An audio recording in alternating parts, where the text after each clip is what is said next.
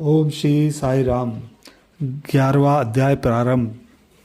नारद जी बोले, महामुनि, इस कन्या ने बड़ा कठोर तप आरंभ किया तथा पंचमुखी शांत शिव का ध्यान करने लगी। गर्मी में प्रचंड धूप में अग्नि के बीच तथा शीत ऋतु में ठंडे जल में बैठकर तथा वर्षा ऋतु में खुले मैदान में वर्षा के जल को अपने शरीर पर लेती थी। भोजन के स्थान पर दोनों समय वो कोमलांगी धुआं पीकर रह जाती थी। इस प्रकार के उग्र तप को देखकर इंद्र चिंतित हुए। ऐसे कठोर तप करते हुए 9000 वर्ष बीत गए। तब पार्वती पति भगवान शिव उसकी तपस्या से प्रसन्न हुए और उसे दर्शन दिए। तब दर्शन करके वो बाला शीघ्र ही खड़ी हो गई। तपस्या तथा प्रसन्नता के कारण वो कृष्ण देह भी हष्ट पुष्ट दिखने लगी। उसने भगवान को प्रणाम कर प्रार्थना की, भगवान शिव जो आपका आश्रय लेता है वो कितना भी कष्ट में हो तब भी उसका दुख दूर हो जाता है। आपको नमस्कार है। इस प्रकार मन और वाणी से उस बाला ने महादेव जी की प्रार्थना की। फिर वो बाला चुप हो गई। श्री कृष्ण बोले, उसकी प्रार्थना को सुनकर तथा उग्र तप से प्रसन्न हुए भगवान शिव प्रसन्न कमलसरी के मुख से बोले। श्री शिव जी बोले, हे भद्रे तपस्विनी, तुम दुखी मत हो। जो भी तुम्हारी मनोकामना हो वो हमसे मांग लो, मैं तुमसे प्रसन्न हूँ।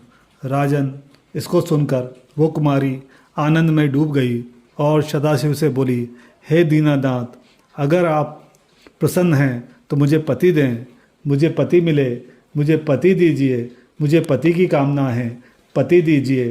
तब उस बाला से शिव जी बोले, हे मुनि कन्ये, तुमने मेरे सामने अपने मुख से 5 बार पति शब्द कहा है, इसलिए तेरे 5 पति होंगे और वे शूरवीर, धर्मों के ज्ञाता, साधु एवं सन्यासियों के समान रहने वाले, सत्य, पराक्रमी, यज्ञकर्ता, गुणों से प्रसिद्ध, प्राप्त इंद्रियों को वश में रखने वाले राजा होंगे। श्री कृष्ण बोले। श्री शिव जी का ये अप्रिय वचन सुनकर वो बाला झुककर चतुरता से बोली, हे सदाशिव, गिरजाकांत, संसार में इस प्रकार मेरा उपास ना कराइए, क्योंकि प्रत्येक स्त्री का एक ही पति होता है। 5 पतियों वाली एक स्त्री कहीं देखी ना सुनी है।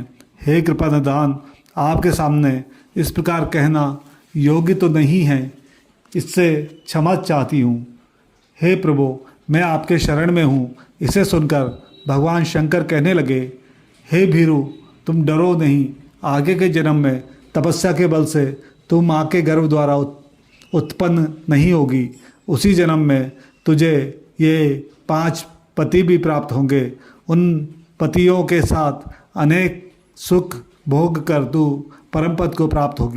पुरुषोत्तम मास भगवान का प्यारा महीना है, तूने उसका नियम पालन नहीं किया। श्री कृष्ण भगवान ने अपना ऐश्वर्य इसे प्रदान करके उसे अपना बनाया है।